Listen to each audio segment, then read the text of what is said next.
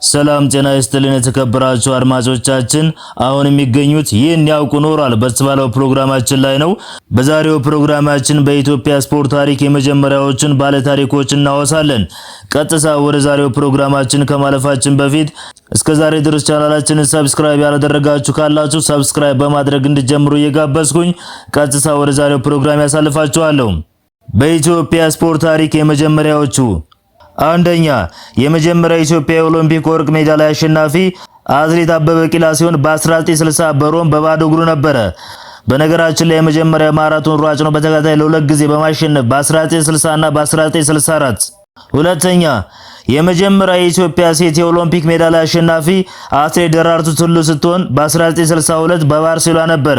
ሶስተኛ በኢትዮጵያ የመጀመሪያ እግር ኳስ ክለብ ቅዱስ ጊዮርጊስ ሲሆን የተመሰረተው በ1935 ነበር። አራተኛ የመጀመሪያ ኢትዮጵያ ዓለም አቀፍ የቦክስ ውድድር አሸናፊ ሰይፉ መኮንን ይባላል። ውድድሩም አፍሪካ አማተር ቦክሲንግ ሻምፒዮንሺፕ ሲሆን አመቱ 1974 ቦታው ኡጋንዳ ካምፓላ ነበር። አምስተኛ የመጀመሪያ ኢትዮጵያ ሴት እግር ኳስ አሰልጣኝ መሳይ ሙሉጌታ ትባላለች። በነገራችን ላይ የድሬዳዋ አሰልጣኝ የነበረችው አሰልጣኝ መሰረት ማኔ የምትተዋወቅበት የራሱን የቻለ ታሪክ አለ። እስኪ ኮሜንት ላይ አሳውቁኝ። በጥቅሉ በዛሬው ፕሮግራማችን ላይ በኢትዮጵያ ስፖርት ታሪክ የመጀመሪያዎቹ በሚል አርዕስት ያቀረብንላችሁን ፕሮግራማችንን በዚህ ስንቋጭ እስከዛሬ ድረስ ቻናላችንን ሰብስክራይብ ያላደረጋችሁ ካላችሁ ሰብስክራይብ በማድረግ የሚጨመር የሚቀነስ ነገር ካለ ኮሜንት ሴክሽኑ ላይ በማስቀመጥ በነገራችን ላይ ከነዚህ መካከል የተመቻችሁ ካለ ኮሜንት ላይ አስታውቁኝ፣ ሙሉ ታሪኩን እሰራላችኋለሁ።